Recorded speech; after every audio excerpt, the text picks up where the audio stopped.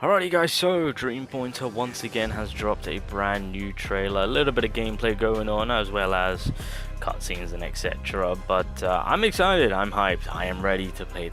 I'm just ready to get my hands on other games, bro. Black Clover's cool and all, but bro, I need some more. I need more. But it's a good thing that games are releasing near the end of the month and the beginning of April. Obviously, we're going to be getting updates on upcoming games. But overall, One Piece Dream Pointer, aka Grand Cross, is only right around the corner. Right around the corner. Of course, they're going to be doing a little bit more promotion for the game itself. So I'm not too sure what's happening with the pre-registration because, of course, as this game was initially releasing, announced, should I say? I think we hit like 4 million or something like that, like a high amount of. Ooh, was that a character select? Okay, we're gonna have to take a little dip and dive into that. We got a little bit of a character selection showing us ahead of time. But yeah, what was I saying? Yeah, so I'm curious to see on what the pre-registration is going to be like because we've already hit 1 million. But I know that they've been expecting a little bit more. But with the all of a sudden of the release of this game, I feel like they might have to revert to kind of, you know, check back to what the pre-registration was before. Alrighty, so we got ourselves a bit of a character selection here. I just kind of want to see where we're at because I'm trying to pinpoint on where this game is with the storyline for One Piece.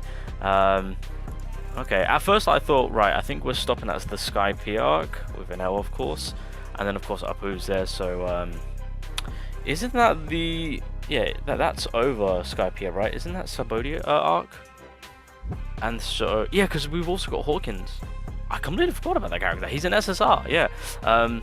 So yeah, and also we've got Law. Yeah, what am I on about? Yeah, okay. So yeah, I'm eager to see on where the game will begin to where it's going to end in terms of arc-wise, to kind of understand on characters that we're going to be getting, and then of course when they continue on with the story, I'm sure they're going to be in line with releasing characters corresponding with the current arc that we're at, of course. So that's going to be interesting to see. But okay, we got a bit of a roster. Only 4 stars that I'm seeing. Not seeing any.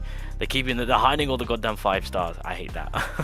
But yeah, good to make note of some of these character selections. Now, the one thing which I'm curious about is clearly in order for this game to, I don't know, I feel like maybe for this game to kind of succeed in terms of going global, maybe they kind of want to see how successful it will do at the very beginning, possibly.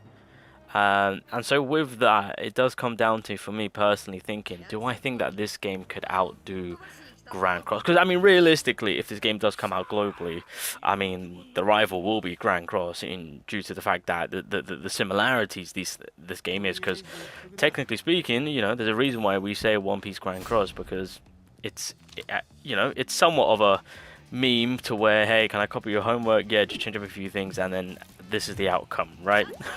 But I will say between the two, obviously there's a lot of the mechanics that has been taken from Grand Cross. I will say when it comes to working on the characters, from what I've seen, it does give me a hint of One Piece Fighting Path when it comes to the working on system. So I guess working on characters, you've got the fighting path feel to it, and then of course when it comes to everything else, you know, oh, actually, would we say that the summoning side of things could be One Piece Treasure Cruise? No, probably not. No, I feel like the summoning animation is kind of unique to itself.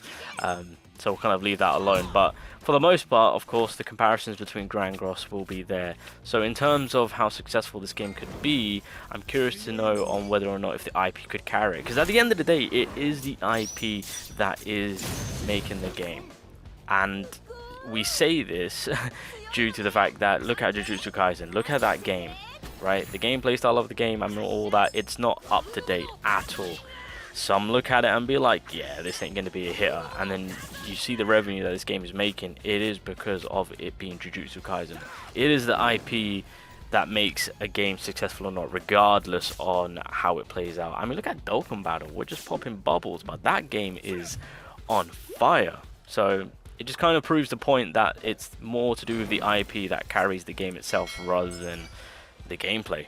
And you know, that is a literal fact with the games that we know and love currently right now that are doing bare minimal in gameplay and reaching an insane amount of revenue on a monthly basis, and including celebration times, of course. And so of course this is going to go one-to-one with Grand Cross. I'm wondering to say that if this just come out globally, because let's be honest, One Piece is way bigger than Grand Cross. right? Oh, Seven Deadly Sins. I shouldn't say Grand Cross because that's the game. Seven Deadly Sins.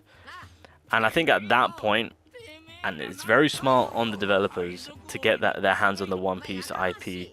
And so on that note, I truly do believe that this game could be, and on top of it, they can learn from the mistakes from Grand Cross.